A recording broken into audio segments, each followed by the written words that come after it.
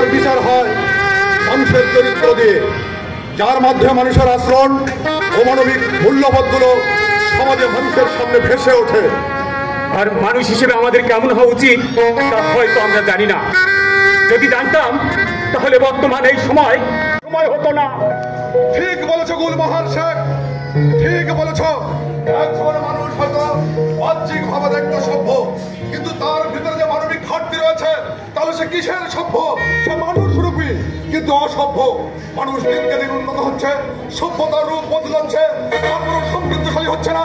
দেশের অর্থনীতি বদলে গেছে, জাতি আরে হ্যাঁ বদলে গেছে, ওই পাথর যুগ বদলে গেছে, কিন্তু পাথর সময় এখন লেগে গেছে। মানুষের নির্মূলতার বেড়াতালে নির্মম নির্যাতন সমাজ বেড়েই চলেছে। হ্যাঁ হ্যাঁ, নির্যাতন বেড়েই চলেছে। সমাজ নির্যাতনের দায় যদি মানুষের হয় তাহলে মানুষ নির্যাতনের দায় কি সমাজের নয়? আরে হ্যাঁ তাই হয়ে, তবে বিষয় দুটি একে অপরের সাথে নির্ভরশীল হলেও আরে কিছুটা ব্যবধান রয়েছে। ব্যবধান থাকবে গুলবাহার শেখ, ব্যবধান থাকবে। তবে সবার আগে সামাজিক বৈষম্যগুলো দূর করতে হবে। বৈষম্যহীন সমাজ গঠনে সমতা ও বিচার প্রতিষ্ঠা করতে হবে এবং দারিদ্র্যের মধ্যে থাকা জীবন মান পরিবর্তন করতে হবে। আরে পরিবর্তন করতে হবে, তবে এসবের কিছু কারণ রয়েছে। আর কারণগুলো হলো প্রভাবশালীদের সৃষ্ট নীতি, অপনীতি, দুর্নীতি, স্বজনপ্রীতি, ঘুষ আর অপকর্মের জন্য বর্তমান এই সমাজ আরে ঘুণে ধরে সমাজে পরিণত হয়েছে। প্রভাবশালী ব্যক্তিরা তাদের ক্ষমতার অপব্যবহার করে ব্যক্তিগত স্বার্থ লাভের আশায় ঘুষ গ্রহণ করছে এবং দুর্নীতি অনৈতিক কাজে লিপ্ত হচ্ছে এবং অধীনস্থদের কুকর্মে পরিচালিত করে জনস্বার্থের পরিপন্থী কার্যকলাপের মাধ্যমে সমাজকে নষ্ট করছে, রাষ্ট্রকে নষ্ট করছে, যার কারণে সমাজ এখন পৌঁছে গেছে পাথর সময়ে। আরে হ্যাঁ, সময় এখন পাথর সময় পৌঁছে গেছে। সমাজের অসঙ্গতিগুলো বিভিন্ন রূপ ধারণ করে এই জনসম্মুখে তা প্রকাশ পাচ্ছে। অন্য লিঙ্গ জাতিগত কারণে এই মানুষের সৃষ্ট বৈষম্য এই সমাজের ক্ষতির কারণ হয়ে দাঁড়িয়েছে। কারণ তো হবে গুলবাহার শেখ, কারণ তো হবে যেমন ছাগলের পেটে জন্মগ্রহণ করলে সে ছাগল হয় না, গরুর পেটে জন্মগ্রহণ করলে সে গরু হয় না, ঘোড়া হয়, ঘোড়ার পেটে জন্মগ্রহণ করলে সে ঘোড়া হয়, কিন্তু মানুষের পেটে জন্মগ্রহণ করলে সে মানুষ হয় না। তাকে মানুষ বানাতে হয়। যেমন প্রাণ থাকলে সে প্রাণী হয়, কিন্তু মন থাকলে সে মানুষ হয় না।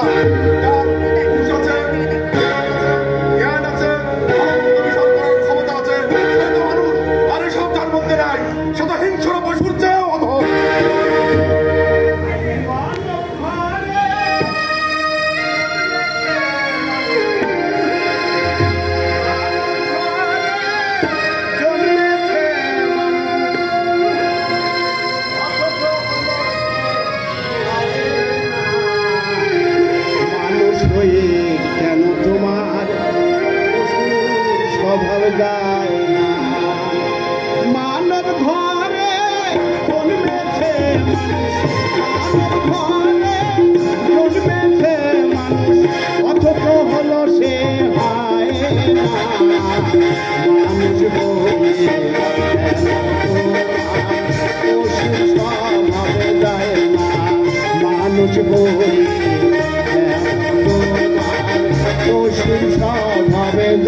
না।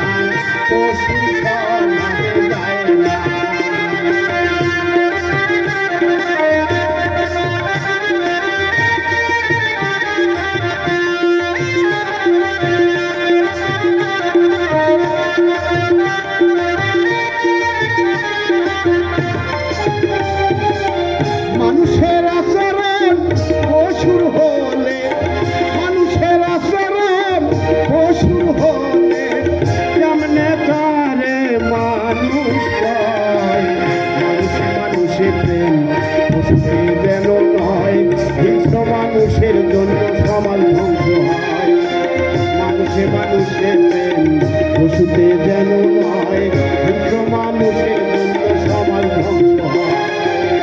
মানব ঘরে জন্মেছে মানুষ, মানব ঘরে জন্মেছে মানুষ, অথচ হলো সে হয় না মানুষ হয়ে। কেন তোমার পশুর স্বভাবে যায় না মানুষ হয়ে? কেন তোমার পশুর স্বভাবে যায় না?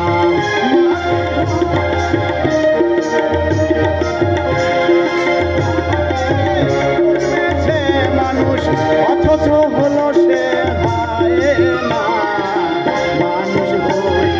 কেন তোমার পশুর স্বভাবে যায় না মানুষ হয়ে?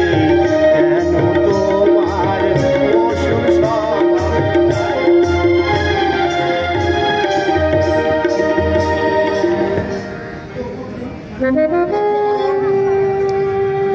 মানুষ গুহ ছাড়লো, গাছের ছাল ছাড়লো, পাতা ছাড়লো, কাঁচা মাংস খাওয়া ছাড়লো, আর এখন মানুষ মনুষ্যত্ববোধটাও ছেড়ে দিল। কিন্তু মানুষের ভালো থেকে হিংসা করাটা থাকতে পারলো না, মানুষের ক্ষতি করাটা থাকতে পারলো না। আর এখন মানুষ হয়ে মানুষকে বাঁশ দেওয়াটা থাকতে পারলো না। আরে হ্যাঁ, ছাড়তে পারবে না মানুষ, এসব কখনোই ছাড়তে পারবে না। আর মানুষ বড়ই নিষ্ঠুর। মানুষ তার স্বার্থ লাভের আশায় সুখের সময় পাশে থাকলেও কিন্তু দুঃখের সময় আর কেউ পাশে থাকে না। আর মানুষ তার এই নিঃস্বার্থকে কখনোই ছাড়তে পারবে না, আর কখনোই ছাড়তে পারবে না। মানুষ যেমন স্বার্থ ছাড়া একটা অবস্থা ভালোবাসতে পারে না, সেজন্য মানুষ নিঃস্বার্থ ভালোবাসাও পারে না। মানুষ ভালোবাসতেও পারে, আবার বিশ্বাসঘাতকতাও করতে পারে। আমার মনে হয় ওই পশু মানুষের চেয়েও ভালোবাসা বেশি বোঝে, কারণ পশু মানুষের মতো আরে বিশ্বাসঘাতকতা করতে জানে না। ঠিক বলেছ, পশুরা মানুষের চেয়ে ভালোবাসা বেশি বোঝে, আর সেজন্যই মানুষ পশুর ক্ষতিটাও বেশি করে। যেমন মানুষ জেলে বন্দী হলে পশু কখনো বন্দী মানুষকে দেখতে যায় না, কিন্তু পশু খাঁচায় বন্দী হলে মানুষ অর্থ ব্যয় করে পশুকে দেখতে যায়। আরে শুধুই দেখতে যায় না, খাঁচায় বন্দি পশু যখন আরাম করতে থাকে তখন মানুষ ওই বন্দি পশুটার আরামকে আর হারাম করে দেয়। তারপর মানুষ পশুর মতো আচরণ করতে থাকে, এক পর্যায়ে পশুকে রাগিয়ে তোলে এবং পশুর মতো ডাক চিৎকার করতে থাকে। তখন পশুটা রাগে দাঁত কিরমির করে চোখ রাঙিয়ে চোখ পাকিয়ে তেড়ে আসে, আর মানুষ তখন আনন্দ উপভোগ করে। আর পশুকে দেখতে আসা সাথে থাকা শিশুটাও আরে সেও মজা নেয় আর পশুর মতো আচরণ করতে থাকে। আর মানুষ পশুকে দেখতে আসে ইট ছুড়কি পাথর ও মাটিকে নিক্ষেপ করে, আর নিক্ষেপ করা পাথর পশুর গায়ে লাগলে পশুটি আরো খেপে যায়, আর মানুষ এতে খুব মজা নিতে থাকে। আর পশুকে দেখতে আসা সাথে থাকা শিশুটাও সেও মজা করে আর পশুর মতো আচরণ শেখে। একের পর এক মানুষ পশুকে দেখতে আসে আর একইভাবে পশুটিকে যন্ত্রণা আর কষ্ট দিতে থাকে। পশুর কাছ থেকে শেখা ওই আচরণ ওই শিশুটি আস্তে আস্তে বড় হয়ে সমাজ, পরিবার ও মানুষের উপর প্রয়োগ করতে থাকে। আমরা মানুষ আরে পৃথিবীর সবচাইতে বোকা প্রাণী, কিন্তু নিজেকে অনেক চালাক মনে করি আর প্রতিটা মুহূর্ত নানা রকম ভুলে বেঁধে আত্ম অহংকারে ভাসতে থাকি। তবে গুলবাহার শেখ, পশু কিন্তু মানুষের চেয়ে বিচক্ষণ, বুদ্ধিমান ও সৃজনশীল জীব। তারা নিজেদের সীমাটা জানে এবং বোঝে, আর মানুষ সীমা লঙ্ঘন করে মানুষকে প্রতারণার ফাঁদে ফেলে নিঃস্ব করে ফেলে।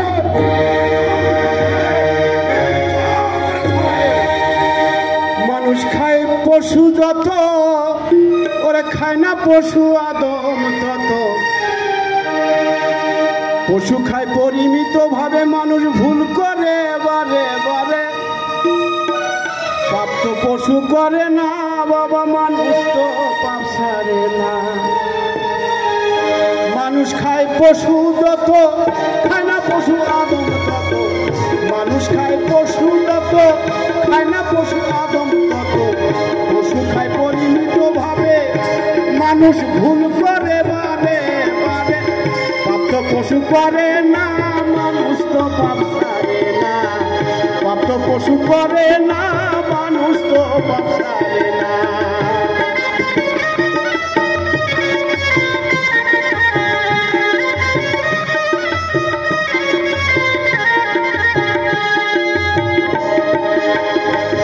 জমি বাড়ি দখল মানুষ পাচার করে সকল, সন্ধ্যা জমি বাড়ি দখল মানুষ পাচার করে সকল। পাপ তো পশু করে না, মানুষ তো পাপ ছাড়ে না। পাপ তো পশু করে না, মানুষ তো পাপ ছাড়ে না। মানুষ খায় পশু যত, খায় না পশু আদম তত। মানুষ খায় পশু যত, খায় না পশু আদম তত। পশু খায় পরিত ভাবে, মানুষ ভুল করে বারে বারে। পাপ তো পশু করে না, মানুষ তো পাপ ছাড়ে না। পাপ তো পশু করে না, মানুষ তো পাপ ছাড়ে না। পাপ তো পশু করে না, মানুষ তো পাপ ছাড়ে না। পাপ তো পশু করে না, মানুষ তো পাপ ছাড়ে না।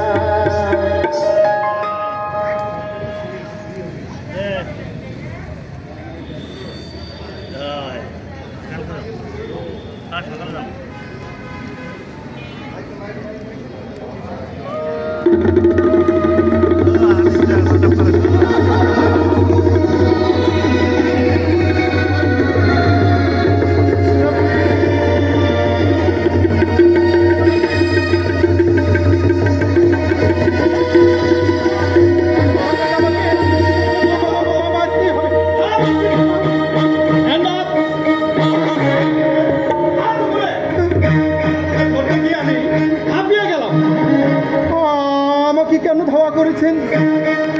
আমার অপরাধ কি? অপরাধ ব্যাটা রিমান্ড কি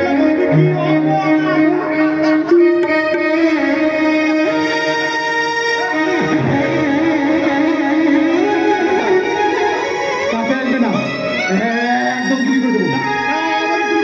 গুলি করবো না তো অন্যায় অত্যাচার সহ্য করবো?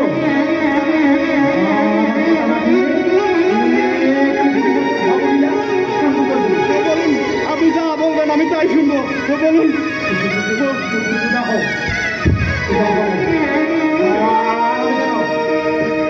সাবধান হও,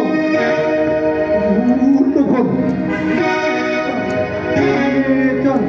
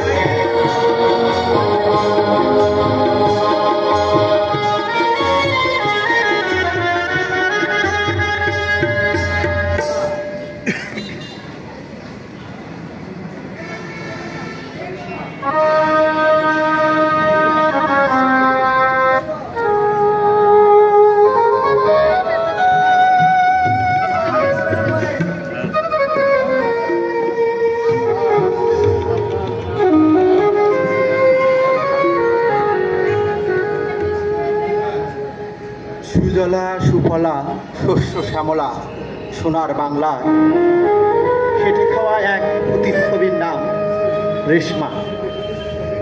বলছি নিম্নবিত্ত পরিবারের এক রেশমার কথা। সে শহুরে জীবনে অন্যের বাড়িতে গায়ে গতরে খেটে জীবন নিপাতিত করে। বলছিলাম আমার রেশমা দিদির কথা। আমার রেশমা দিদির আজ জন্মদিন। আমার দিদির জন্য পুঁতির মালা কিনে এনেছি। দিদি আসলে দিদির গলায় পরিয়ে দেব। যাই, দিদি আসছে হয়তো।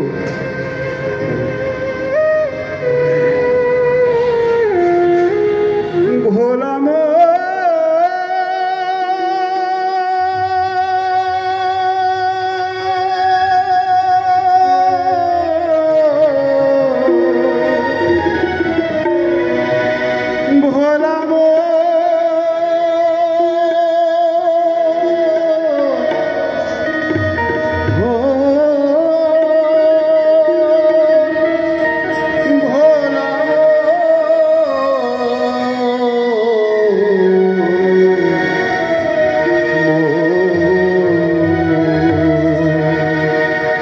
দুঃখ আমার সঙ্গের সাথী, তারই মাঝে বেঁচে আছি। দুঃখ আমার সঙ্গের সাথী, তারই মাঝে বেঁচে আছি। দুঃখে ভরা দুটি আঁখি, দুঃখে ভরা দুটি আঁখি শূন্যে গেছে ভাসি। জীবন নদীর কূলে আমি মরে বেঁচে আছি। জীবন নদীর তীরে আমি মরে বেঁচে আছি।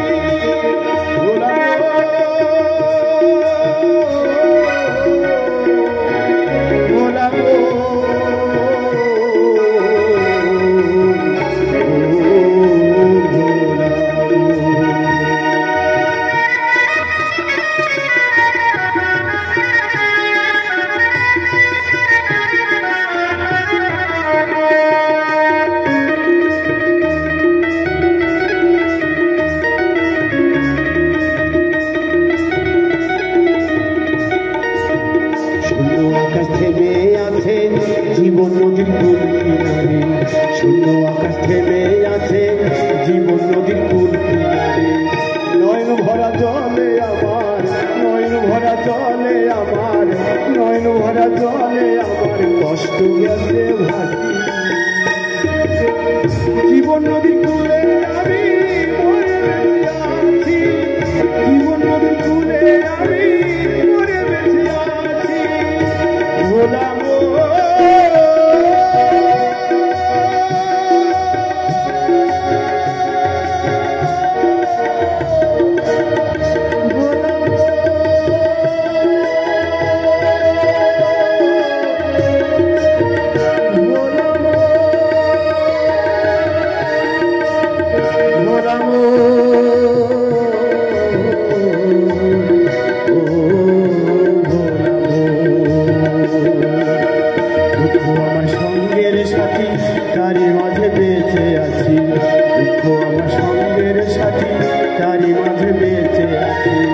দুঃখে ভরা দুটি আঁখি, দুঃখে ভরা দুটি আঁখি শুনে গেছে ভাসি।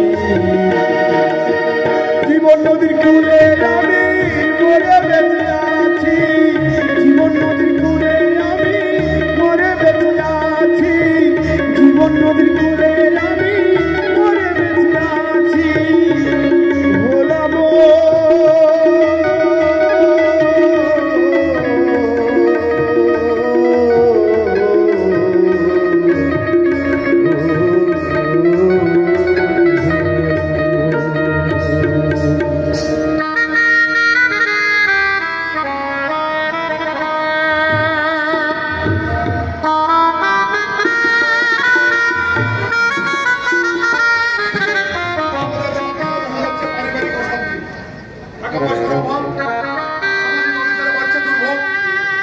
মানবতা আর মানুষের উপরে তৈরি হওয়া দারিদ্রতার যন্ত্রণা ছটফট করছে মানুষ।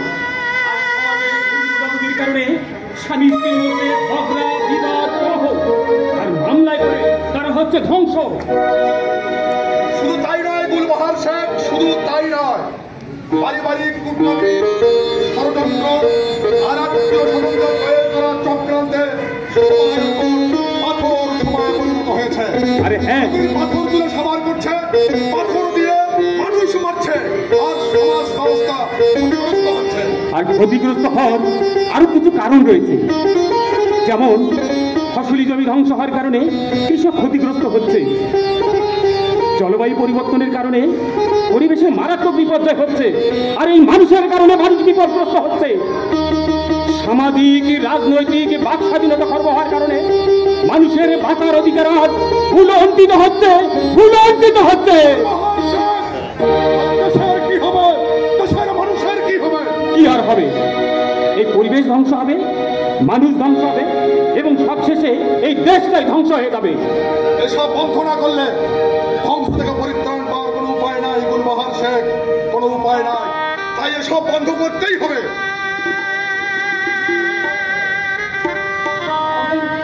আমি শাস্তি চাই, আমি শাস্তি চাই।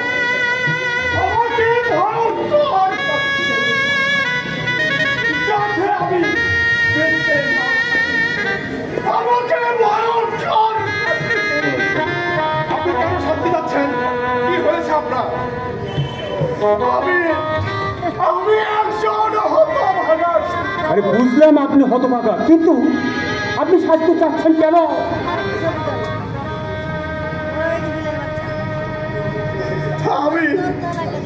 আমি অনেক ছাত্রকে প্রতিষ্ঠিত করেছি, যারা এখন অনেকে সমাজে সমাজপতি অসম্মান।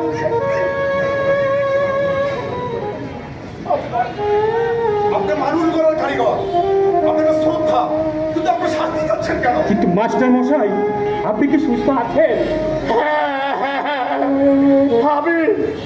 আমি সুস্থ আছি, আমি সুস্থ থেকে বলছি। আমি সমাজে সফল শিক্ষক হতে পারি,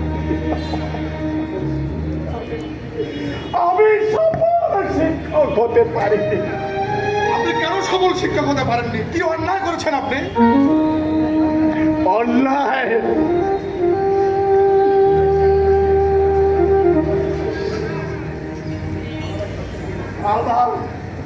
আমার এক ছাত্র সে পুলিশের পোশাক পরে রাস্তায় দাঁড়িয়ে ঘুষ নিচ্ছে। তখন কি করলেন আপনি? মাথা নিচু করে আমি লজ্জায় চলে এলাম। আমাকে লজ্জার কারণে শাস্তি দিন। দেশের এই অবস্থা গুলবাহার শেখ,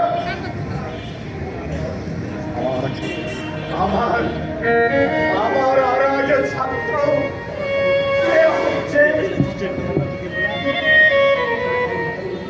সে সরকারি অফিসার, তার হাতে ফাইল এলে সে টাকা চায়, ঘুষ চায়।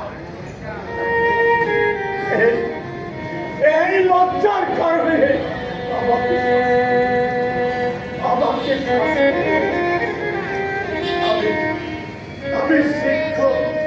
আমি শিক্ষক নামে কি হচ্ছে এসব? আমার ভাবতে কষ্ট হয়। আমার আর আগে ছাত্র সে নিজেই এখন শিক্ষক, কিন্তু ক্লাস ফাঁকি দিয়ে সে টিউশনি করে বেড়ায়। ক্লাসে সে বেছে নেয় কে তাকে বেশি টাকা দেবে।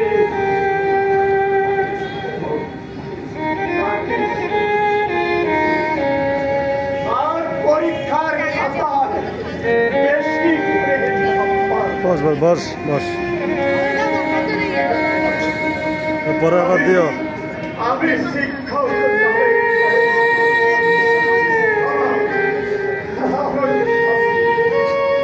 আমাকে শাস্তি দিন, আমাকে শাস্তি।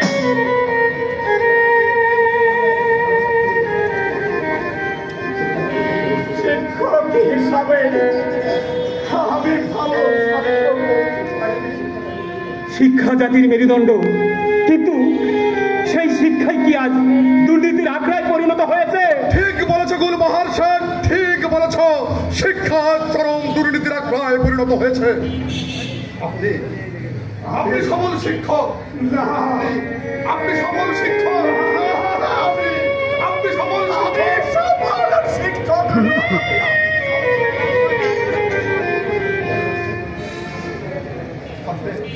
আপনি শান্ত হন মাস্টার মশাই, আপনি শান্ত হন। আমি শান্ত হতে পারছি না, আমি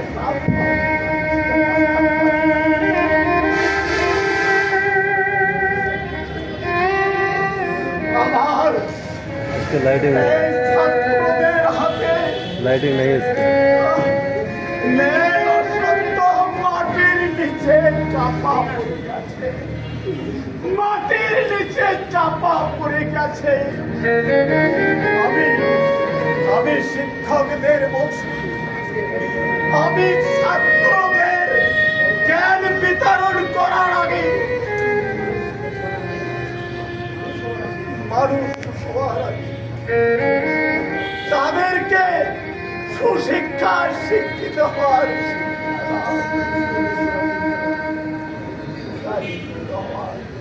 শিক্ষা দাও। জাতি ধর্ম নির্বিশেষে কল্যাণের কাজ করে, এই জগতে ভালো মানুষ সবাই বলে তারে। জাতি ধর্ম নির্বিশেষে কল্যাণের কাজ করে, এই জগতে ভালো মানুষ সবাই বলে তারে।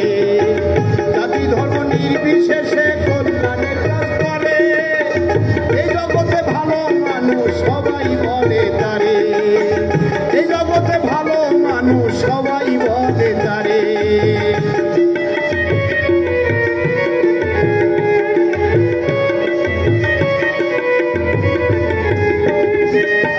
বহুরূপী আছে মানুষ এই সমাজের মাঝে, বহুরূপী আছে মানুষ এই সমাজের মাঝে। রূপ দেখিয়া হইও না পাগল, গুণ যদি না থাকে। আরে রূপ দেখিয়া হইও না পাগল, গুণ যদি না থাকে।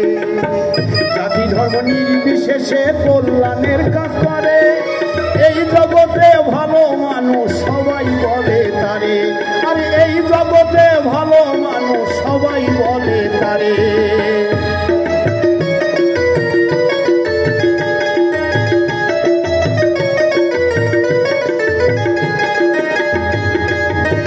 কিসের বড় মানুষ তুমি আত্ম অহংকার, কিসের বড় মানুষ তুমি আত্ম অহংকার। দুনিয়া ছেড়ে চলে গেলে জবাব দিবে কি তার? কিসের বড় মানুষ তুমি আত্ম অহংকার। আরে কিসের বড় মানুষ তুমি আত্ম অহংকার। দুনিয়া ছেড়ে চলে গেলে জবাব দিবে কি তার? জাতি ধর্ম নির্বিশেষে কল্যাণের কাজ করে, এই জগতে ভালো মানুষ সবাই বলে তারে। এই জগতে ভালো মানুষ সবাই বলে তারে। এই জগতে ভালো মানুষ সবাই বলে তারে। এই জগতে ভালো মানুষ সবাই তারে বলে।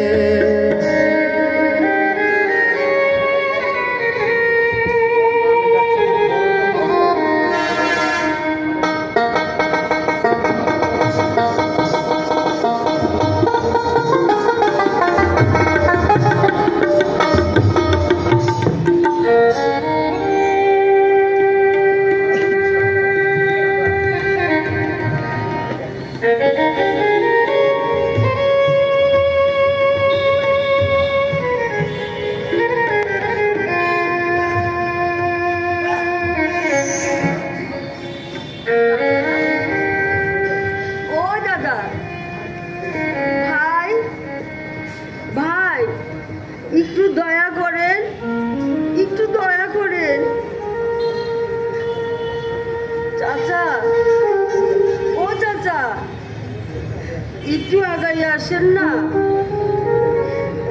বাচ্চাটারে বুলাইয়া দেখেন, একটু শুইয়া দেখেন, একেবারে শিশু বাচ্চা। আপনি ওরে নেন না দাদা, বৌদি পাইলে খুব খুশি হইব।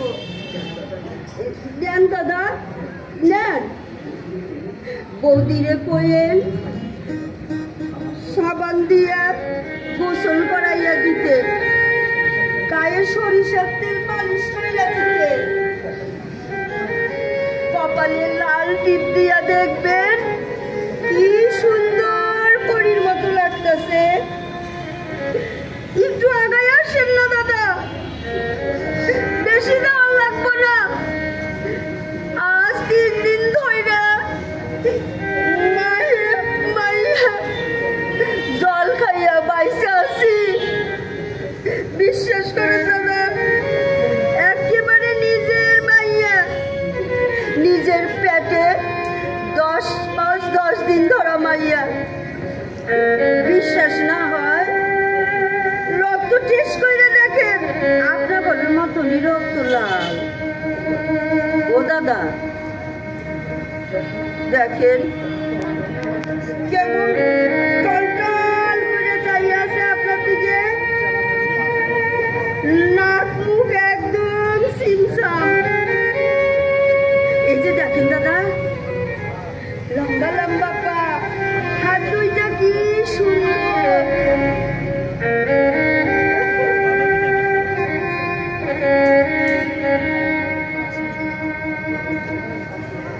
আপনার ঘরে বেশ মানাইব। বাচ্চাটারে না বেচলে আর কোনো উপায় নাই, যাওয়ার কোনো পথও নাই। আপনাকে দুটা পায়ে পড়ি দাদা, বাচ্চাটারে দিয়ে আমার কিছু টাকা দেন। মাইয়ার বাপের খুব শখ ছিল আপনাদের মতো শিক্ষিত বানাইব, আলোকিত মানুষ বানাইব, দেশের মুখ উজ্জ্বল করব। তার হইল না দাদা, তার হইল না। এক অন্ধকার রাইতে সব অন্ধকার কইরা দিল। কালো পোশাকে পুলিশ আইসে ঘরের দরজা ভাঙ্গে মাইয়ার বাপকে ধরল। মাইয়া তখন পেটে 7 মাস বয়স।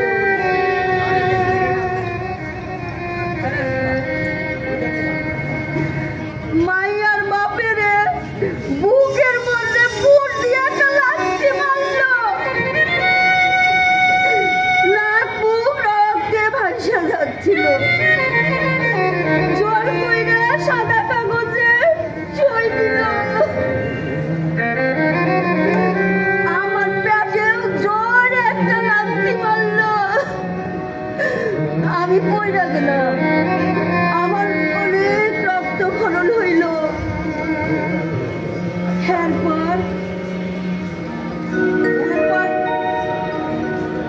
এরপর তারে কান্না হেসে মারতে মারতে গাড়িতে তুলল।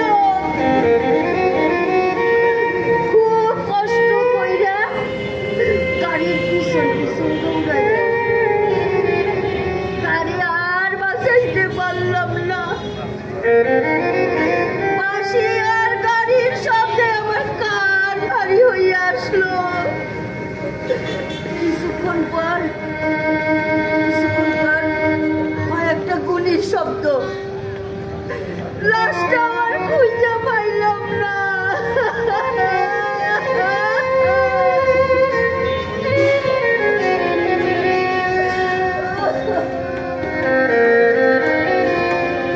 একটু আগাই আসেন না দাদা, মাইয়াটা চাইয়া আছে। একটু কাছে আসেন না দাদা, আর একটু আদর করে দেন, একটু আদর করে দেন। আপনার দুটো পায়ে পড়ি দাদা, আর পারতেছি না। আমার 20 কিনার লাগে 100টা টাকা দেন না দাদা। চাইয়া আছেন কে দাদা? দেখেন মাইয়ার মুখটা শুকাইয়া গেছে।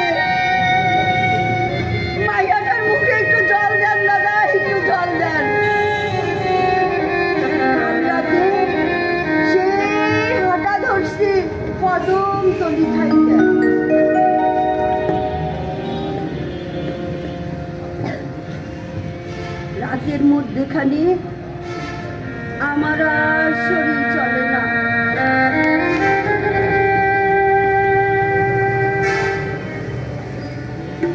রাস্তার ধারে এক ভাঙ্গা চালার নিচে বসলাম।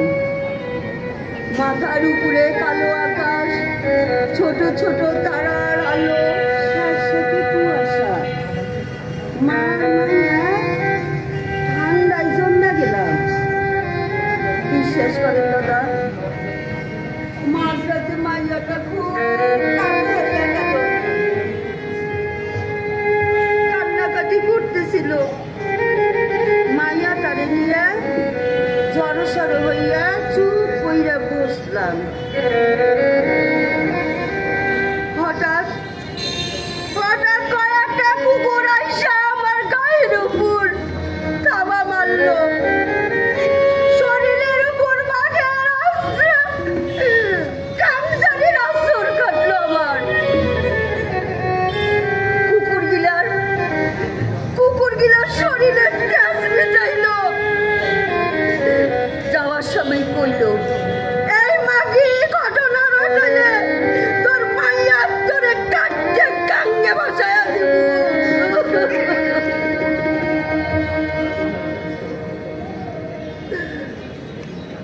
শরীরটা আর চলে না দাদা। এই সমাজে অভাবী মানুষের কোনো দাম নাই, ইজ্জতের কোনো মূল্য নাই। বুকে পাথর বাঁধলেও এই সমাজে বাঁচতে পারলাম না।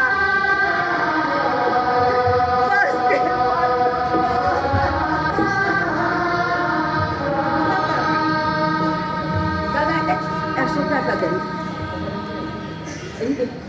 এই বাচ্চাটাকে নিয়ে আমার 100 টাকা দেন।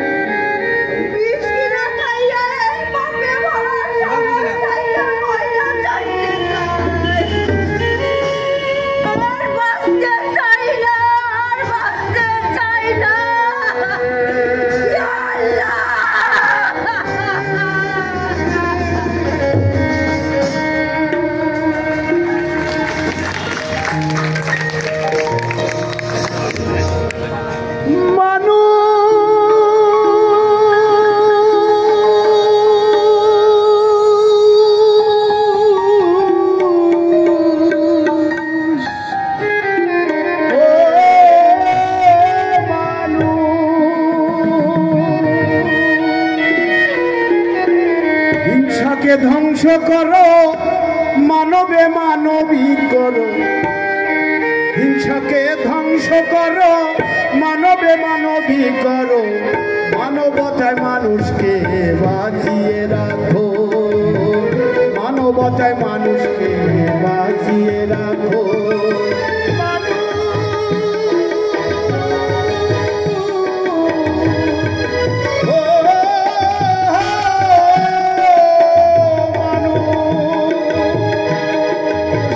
হিংসাকে ধ্বংস করো, মানবে মানবী করো। হিংসাকে ধ্বংস করো, মানবে মানবী করো। মানবতায় মানুষকে বাঁচিয়ে রাখো, মানবতায় মানুষকে বাঁচিয়ে রাখো।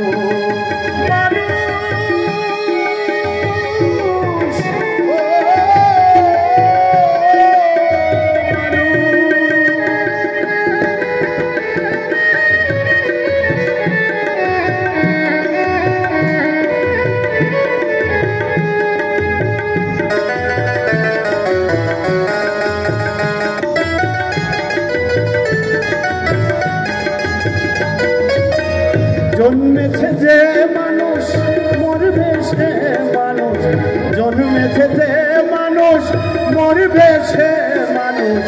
জীবন থাকতে তোমরা হও ভালো মানুষ, জীবন থাকতে তোমরা হও ভালো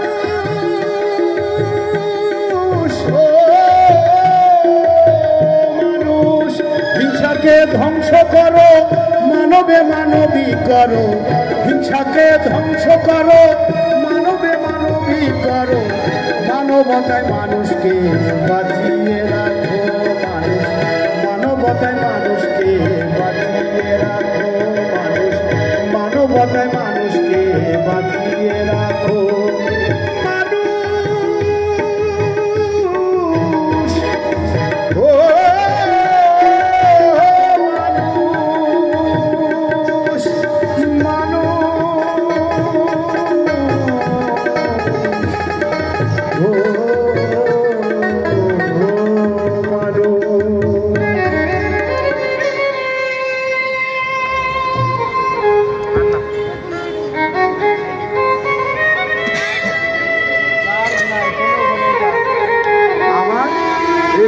দিদি আসবে। রেশমা দিদি আসলে খুব ভালো লাগে। আমার রেশমা দিদি আসবে, বাদান আর মায়ে খুব খুশি হয়। ওই তো শেষমেশ আমার রেশমা দিদি আসতেছে।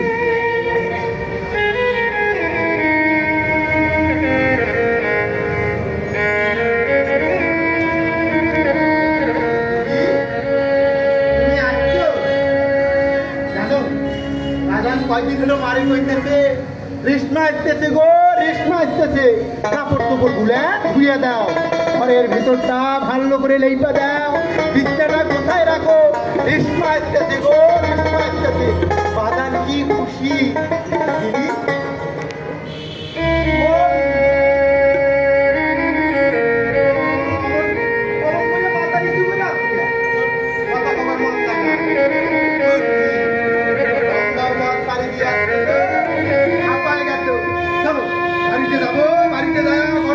গোসল কইরা গরম গরম ভাত দেয়া ঘুমাবা। দিদি ও দিদি চুপ করে আছো কে? খিদে লাগছে? সারা রাত বসে আসছে তাই না? জানো দিদি, মায় আমার একবার করে বলল ও দিদির সাবধানে আনবি। সারা বছর মানুষের বাড়ি কাম করে, থাকে না থাকে, কি খায় না খায়, সাবধানে আনবি। দিদি ও দিদি কথা কম না কে? দিদি তোমার চোখে জল কে? দিদি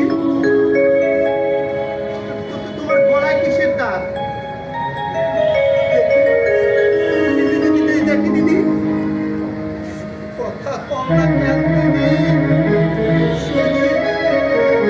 কাদের মালিকের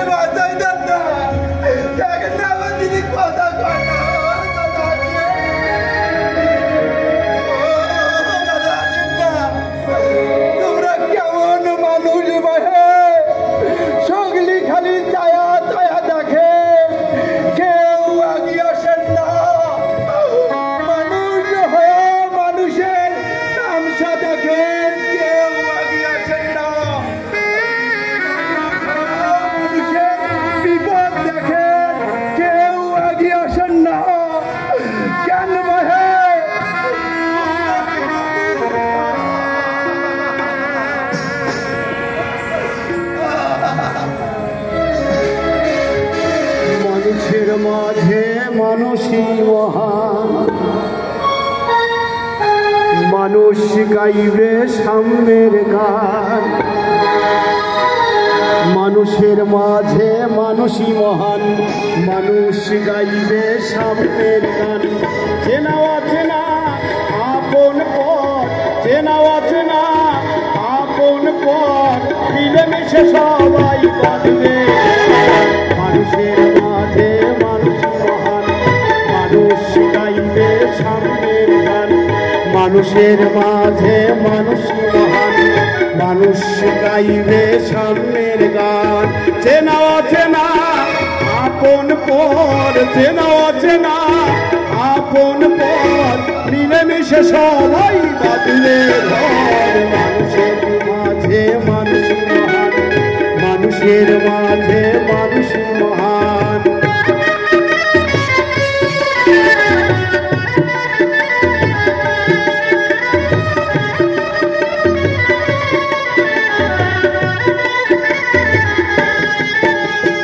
মানুষ মানুষের সমান অধিকার, ভালোবেসে চলো সুখে একাকার। মানুষ মানুষের সমান অধিকার, ভালোবেসে চলো সুখে একাকার। মানবতার জয় গান গাই সকলে, মানবতার জয় গান গাই সকলে। আমাদের দেশ থাক শান্তির কোলে। মানুষের মাঝে মানুষই মহান, মানুষ গাইবে সাম্যের গান। মানুষের মাঝে মানুষই মহান, মানুষ গাইবে সাম্যের গান। চেনা অচেনা আপন পথ, চেনা অচেনা আপন পথ, মিলেমিশে সবাই বাঁধবে ঘর। মানুষের মাঝে মানুষই মহান, মানুষ গাইবে সাম্যের গান। মানুষের মাঝে মানুষই মহান, মানুষ গাইবে সাম্যের গান। মানুষের মাঝে মানুষই মহান, মানুষ গাইবে সাম্যের গান। মানুষের মাঝে মানুষই মহান, মানুষ গাইবে সাম্যের গান।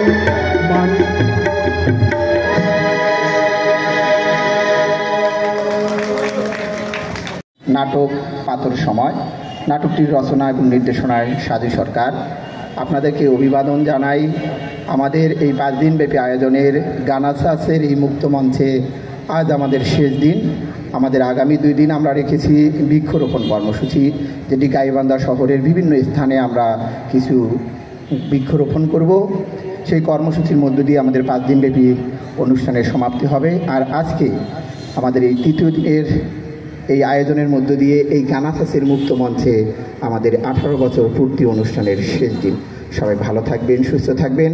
2টি কথা বলার জন্য আমি আমন্ত্রণ জানাচ্ছি এই নাটকের নির্দেশক এবং রচয়িতা এবং অন্তরঙ্গ থিয়েটারের প্রাণপুরুষ সাজু সরকারকে। বলার কিছুই নেই। আমি পরিশেষে আপনাদের সকলকে অন্তরঙ্গ থিয়েটারের পক্ষ থেকে ধন্যবাদ ও কৃতজ্ঞতা জানাচ্ছি, এবং কৃতজ্ঞতা জানাচ্ছি আমাদের গাইবান্ধা নাট্য সাংস্কৃতিক সংস্থার ডাক্তার সাখাওয়াত হোসেন মুক্ত মঞ্চটি আমাদের ব্যবহার করতে দিয়েছেন। আমি গানাসাসের সকল সদস্যকে আমি ধন্যবাদ ও কৃতজ্ঞতা জানাচ্ছি অন্তরঙ্গ থিয়েটারের পক্ষ থেকে। সবাই ভালো থাকবেন, সুস্থ থাকবেন। আসসালামু আলাইকুম।